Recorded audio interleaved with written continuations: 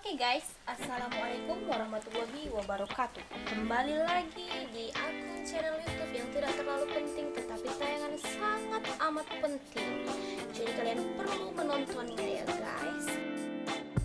Pada hari ini kita akan membahas tentang Raden Ajeng Kartini. Katanya adalah pahlawan nasional yang memperjuangkan nasib kaum Hawa dari alam kegelapan hingga terang benderang seperti sekarang ini. Seperti apa sebenarnya sosok R.A. Kartini ini? Silahkan sampai selesai supaya kamu tidak gagal paham ya guys. Pada setiap tahun menjelang 21 April, kita selalu diingatkan akan hari lahir seorang pahlawan perempuan yang memperjuangkan emansipasi perempuan Indonesia. Raden Ajeng Kartini lahir di Jepara 21 April 1879 dan wafat di Rembang 17 September 1904. Pemikirannya yang tertuang dalam buku Habis Gelap Terbitlah Terang menjadi bukti bagaimana perjuangan beliau mengangkat harkat dan martabat kaumnya.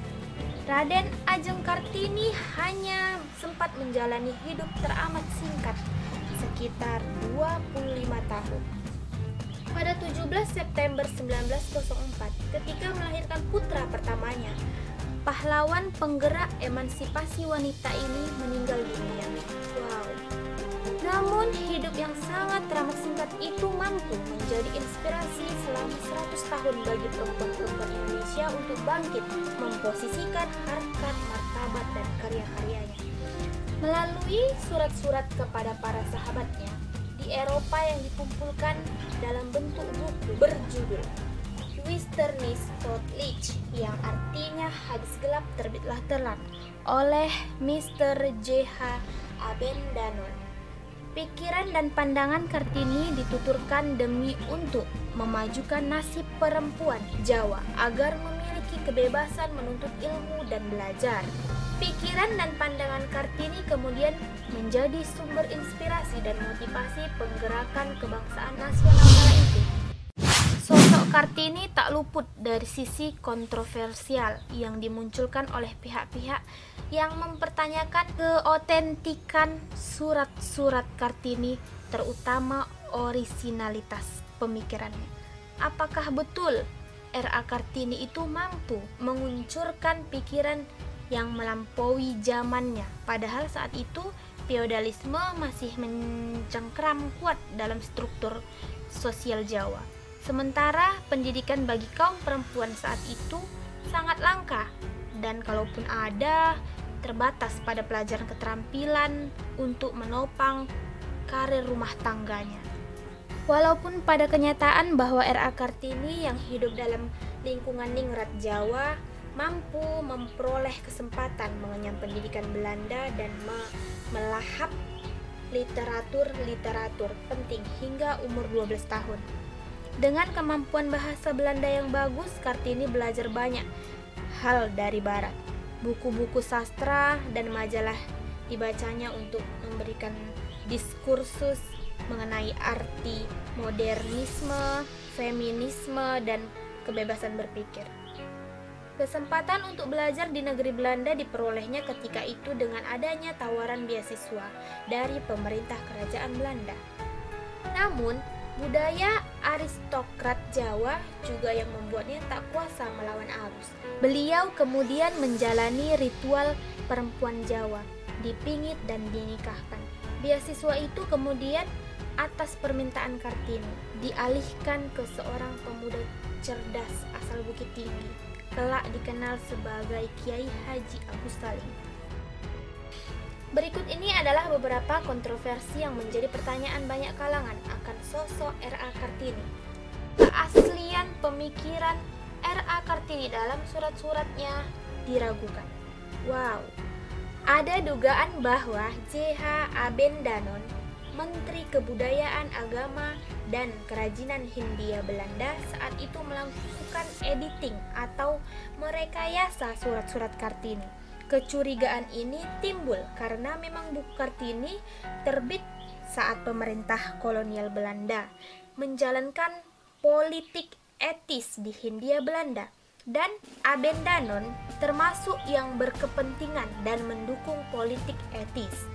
Hingga saat ini pun, sebagian besar naskah asli surat tak diketahui keberadaannya. Kita hanya disuguhi tulisan-tulisan yang bersumber dari buku yang diterbitkan oleh Abendanon semata. Kartini dianggap tidak konsisten dalam memperjuangkan pemikiran akan nasib perempuan Jawa. Dalam banyak tulisan beliau selalu mempertanyakan tradisi Jawa yang dianggap menghambat kemajuan perempuan, seperti tak diperbolehkan bersekolah, dipingit ketika mulai balik, dinikahkan dengan laki-laki yang tak dikenal, dan menjadi korban poligami. Kartini juga mempertanyakan tentang agama yang dijadikan pembenaran bagi kaum laki-laki untuk berpoligami. Bagi Kartini, lengkap sudah penderitaan perempuan Jawa yang dunianya hanya sebatas tembok rumah dan bersedia untuk dimadu pula. Namun demikian, bertolak belakang dengan pemikirannya, R.A. Kartini rupanya menerima untuk dinikahkan, bahkan dipoligami, dengan Bupati Rembang, yaitu Raden Adipati Djodiningrat yang sudah pernah memiliki 3 istri. Kartini menikah pada tanggal 12 November 1903 pada usianya 24 tahun.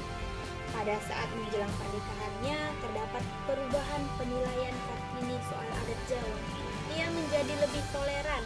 Ia menganggap pernikahan akan membawa keuntungan tersendiri dalam mewujudkan keinginan mandiri sekolah bagi para perempuan bumi putra kala itu.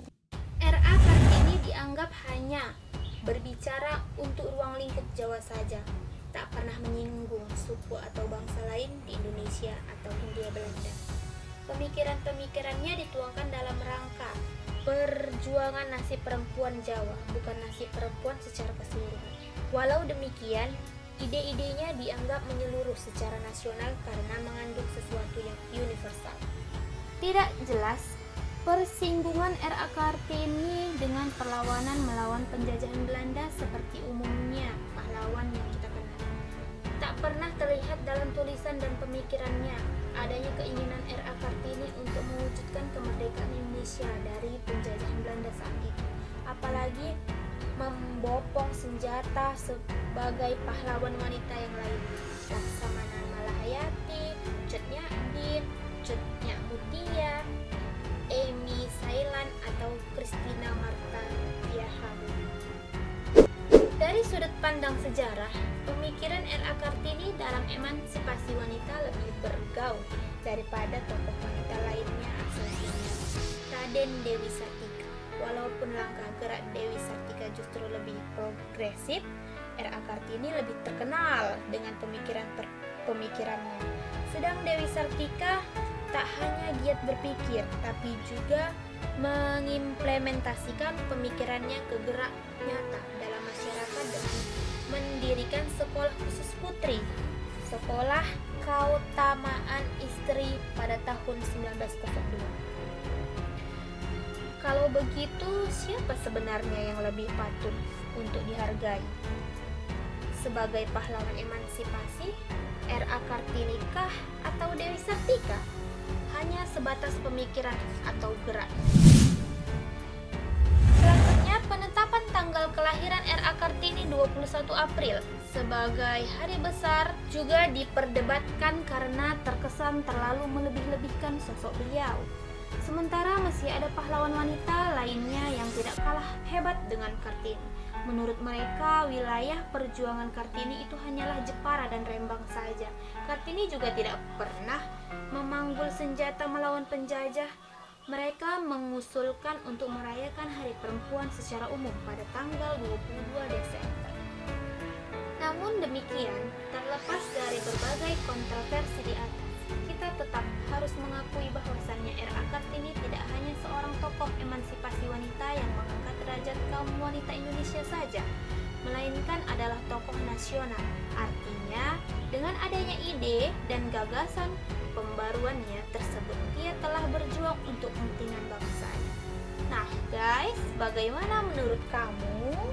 Silahkan berikan komentarmu di bawah ini, dan jangan lupa untuk di like, subscribe, Dan aktifkan tombol lonceng di bawah ini agar kamu tidak ketinggalan informasi yang tidak kalah penting yang terdapat di channel ini, meskipun channelnya tidak penting. Hahaha. Assalamualaikum warahmatullahi wabarakatuh.